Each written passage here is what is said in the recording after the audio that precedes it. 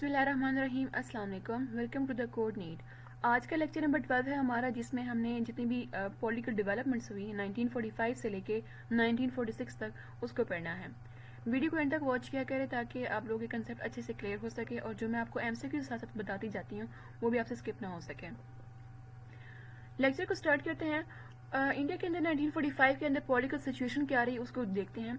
World war 2 کے دوران جب ورلڈ وار 2 سٹارٹ ہوئی تو برٹش کو انڈیا کی ملٹری کی کوپریشن کی ضرورت تھی.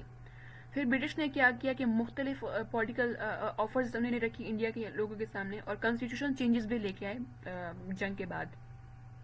برٹش کی یہ خواہش تھی کہ جو وائس رائے ایگزیکٹو کونسل ہے نا اس کو ایکسپینڈ کیا جائے. لارڈ ویول نے سملا کانفرنس ارینج کیا جون جولائی 1945 میں، جس میں انہوں نے کہا کہ جتنی بھی پولیٹیکل پارٹیز ہیں وہ اس میں پارٹیسپیٹ کریں، اپنا ریپرزینٹیٹو جو وہ سینڈ کر دیں.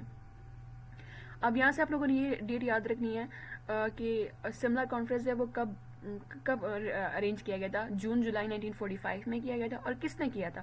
لارڈ ویول نے کیا تھا. جناح صاحب نے مسلم لیگ کو ریپرزینٹ کیا، جبکہ عبدالکلام آزاد جو ہے انہوں نے کانگریس کو ریپرزینٹ کیا.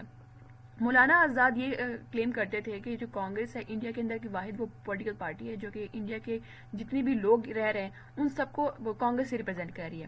لیکن جناح صاحب نے یہ کہا کہ مسلم لیگ ہی واحد وہ پولیٹیکل پارٹی ہے جو کہ انڈیا کے مسلمانوں کو ریپرزینٹ کر رہی ہے، اور مسلم لیگ کے پاس یہ رائٹ ہے کہ وہ مسلمانوں کو اپوائنٹ کرے، جتنے بھی مسلم ممبرز ہیں نا ان سب کو مسلم لیگ جو اپوائنٹ کرے اس کونسل کے اندر. لیکن یہ ایشو جو تھا وہ سالو نہیں ہوا، اور جتنے بھی ڈیفرنسز تھے مسلم لیگ اور کانگریس کے درمیان وہ زیادہ بڑھتے گئے. اب الیکشنز کی بات کرتے ہیں. الیکشنز ہوئے 1945 سے لے کے 1946 تک. لارڈ ویول نے الیکشنز اناؤنس کیے اگست 1945 میں. انہوں نے انگلینڈ کو وزٹ کیا، اور کنسلٹیشنز کے بعد انہوں نے پولیٹیکل سٹیپس جو تھے وہ کچھ بتائے. انہوں نے کہا کہ برٹش جو ہے وہ سیلف گورنمنٹ تو کرے گی انڈیا کے اندر، لیکن جو انڈیا کے جو لیڈرز ہیں ان کے ساتھ بھی ان کو کوآپریٹ کرنا پڑے گا. اور الیکشن جو ہے وہ سردیوں میں ہوں گے، جتنے بھی نیو الیکشن جو ہے وہ سردیوں میں ہوں گے، اور صوبوں کے اندر پروونشل گورنمنٹ بھی کی جائے گی. اور اس کے علاوہ انہوں نے کہا کہ کانسٹیٹیوشنل اسمبلی بنائی جائے گی جس میں کانسٹیٹیوشن تیار کرنے کے جو بنیادی اصول ہیں وہ طے کیے جائیں گے. اور ایگزیکٹو کونسل بھی قائم کی جائے گی جس میں جتنی بھی بڑی پولیٹیکل پارٹیز جو ہیں ان کی نمائندگی ہوگی. الیکشنز کے بعد جب الیکشنز ہوئے مسلم لیگ کا سب سے بڑا ایک ہی موٹیو تھا، بہت ہی کلیئر موٹیو تھا کہ جو مسلمانوں کو ریپرزینٹ کرنا، اور ان کا ایک ہی گول تھا پاکستان، یعنی کہ پاکستان بنانا ان کا مین گول تھا. مسلم لیگ نے ایک بہت بڑی کمپین چلائی اپنی منزل حاصل کرنے کے لیے. اسلامک نعرے انہوں نے لگائے اور یہ بہت زیادہ مشہور بھی ہو گئے تھے. اس طرح سے پاکستان بننے کی جو ان کی جو اسٹرگل تھی وہ موٹیویٹ ہوئی اسلام کے بیس کے اوپر. اور ان سب میں جو اسٹوڈنٹس ہیں ان کا بھی بہت زیادہ ایک اہم کردار رہا ہے. اسٹوڈنٹس نے بھی بہت زیادہ سپورٹ کیا اس پولیٹیکل ڈرائیو کو. جبکہ دوسری طرف کانگریس جو یہ نعرہ لگاتی تھی کہ برٹش سے ہم انڈیپینڈنس تو حاصل کریں گے لیکن انڈیا جو وہ ڈیوائڈ نہیں ہوگا. اور کانگریس نے یہ دعویٰ کیا کہ جتنی بھی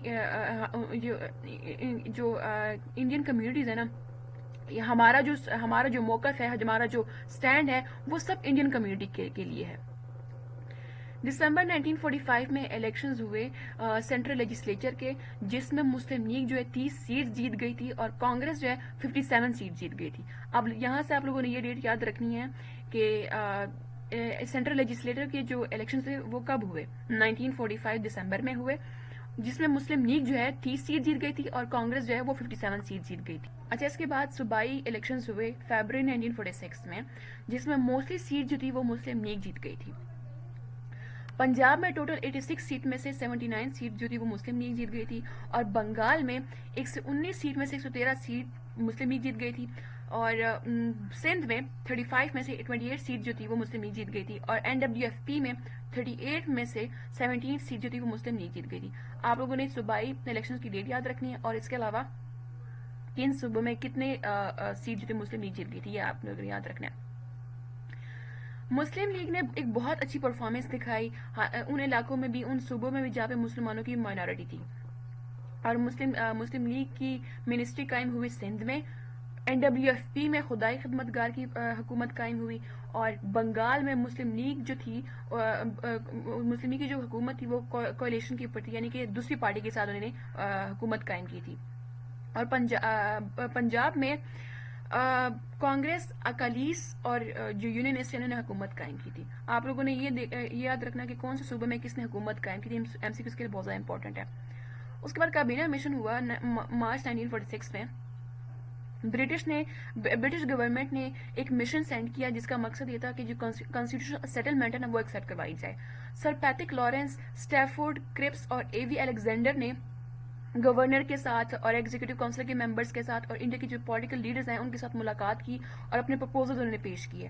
مولانا آزاد جو تھے وہ کانگریس کے اس وقت پریزیڈنٹ تھے. آپ لوگوں نے یہ یاد رکھنا ہے کہ کابینہ مشن کے دوران کون کانگریس کا پریزیڈنٹ کون تھا؟ مولانا آزاد تھے. مولانا آزاد نے اس بات کے اوپر زور دیا کہ فیڈرل گورنمنٹ قائم کی جائے، جبکہ جناح صاحب نے اس بات کو ریپیٹ کیا، اپنی بات کو ریپیٹ کیا. انہوں نے کہا کہ ٹو نیشن تھیوری جو ہے وہ یونیورسل ریالٹی ہے، اس کو کوئی ریجیکٹ نہیں کر سکتا. اپریل 1946 میں مسلم ممبرز نے کیا کیا کہ دلی کنونشن میں انہوں نے اس بات کے اوپر زور دیا کہ جو یونائٹڈ انڈیا کا جو ڈریم ہے کہ انڈیا جو وہ یونائٹڈ ہے اس کو توڑا جائے. سیکنڈ سملا کانفرنس ہوئی مئی 1946 میں، اور مسلمانوں نے یہ خواہش کی کہ 2 لیجسلیٹو اسمبلیز ہونی چاہیے، ایک مسلمانوں کی اور ایک کانگریس کی. لیکن جو اینٹی مسلم لیگ پولیٹیکل پارٹیز تھی انہوں نے اسٹرانگ سینٹر کا فیور کیا کہ ایک ہی پولیٹیکل پارٹی ہونی چاہیے. ریکمنڈیشنز ہوئی تھی کابینہ مشن کی مئی 1946 میں، جس میں انڈیا نے کہا تھا کہ انڈیا کی یونین ہونی چاہیے، یعنی کہ انڈیا اور برٹش مل کے حکومت کرے گی، اور جتنے بھی فارن افیئرز، ڈیفینس اور کمیونیکیشن، ٹیکسیشن اور جتنی بھی صوبائی کی جو معاملات ہیں وہ مل کے یہ لوگ دیکھیں گے. اس کے علاوہ انہوں نے کہا تھا کہ ایک لیجسلیٹر اور ایگزیکٹو بھی ہوگا جس میں صوبے اور جو اسٹیٹس ہیں ان کی بھی ریپرزینٹیٹیو جو ہیں ان کی موجود ہوگی. اس کے علاوہ انہوں نے کہا تھا کہ 2 کمیونٹیز کی میجورٹی اگر ووٹنگ کے فیور میں نہیں ہوگی تو کمیونل افیئر کے اوپر کوئی بھی لیجسلیشن نہیں کی جائے گی. اور 3 صوبے جو تھے وہ 3 گروپس میں ڈیوائیڈ ہوئے تھے، ہندو میجورٹی میں، مسلم میجورٹی میں اور بنگال اور آسام. ہندو میجورٹی میں UP، CP، مدراس، بامبے، بہار اور اڑیسہ، اور جبکہ مسلمانوں کی میجورٹی میں پنجاب، NWFP، بلوچستان اور سندھ. اور 3rd گروپ جو تھا بنگال اور آسام تھا.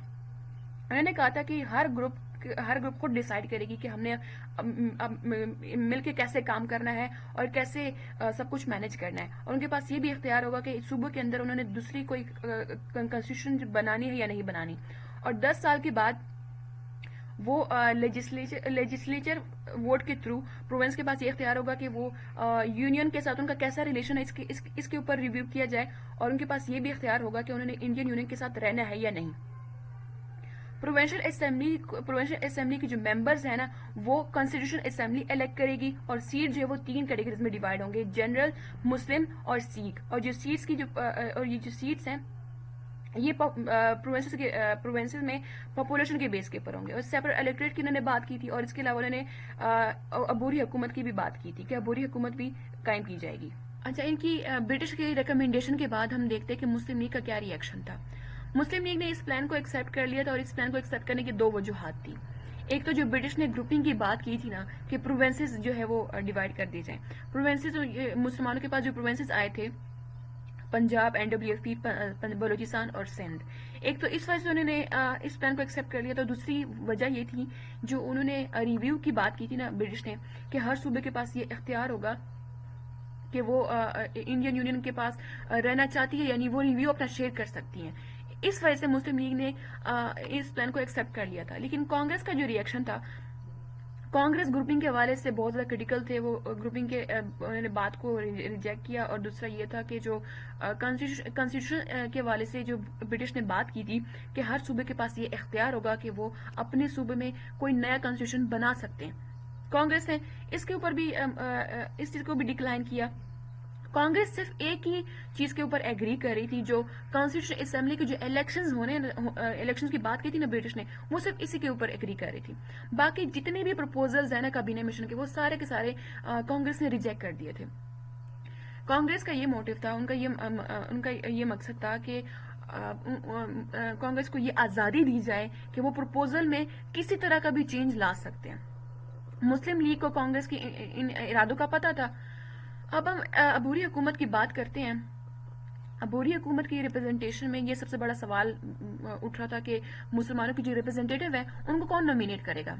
برٹش گورنمنٹ کے اوپر پریشر ڈالنے کے لیے کانگریس نے عبوری حکومت کو کیا کیا کہ ریجیکٹ کر دیا, جوائن کرنے سے ریجیکٹ کر دیا. انہوں نے کہا کہ ہم عبوری حکومت کو نہیں جوائن کریں گے. برٹش کے اوپر کیونکہ اب پریشر آ گیا تھا, برٹش نے عبوری حکومت کا جو فیصلہ تھا وہ پوسٹ پون کر دیا تھا. مسلم لیگ اس برٹش کی بیہیویئر سے کافی زیادہ ڈس اپوائنٹمنٹ ہوئی اور انہوں نے ڈیسائیڈ کیا جو کابینہ مشن کا فیصلہ جو انہوں نے ایکسیپٹ کیا تھا اس کے اوپر دوبارہ سے وہ ریویو کریں گے. ڈائریکٹ ایکشن ڈے اگست 1946 میں ہوا.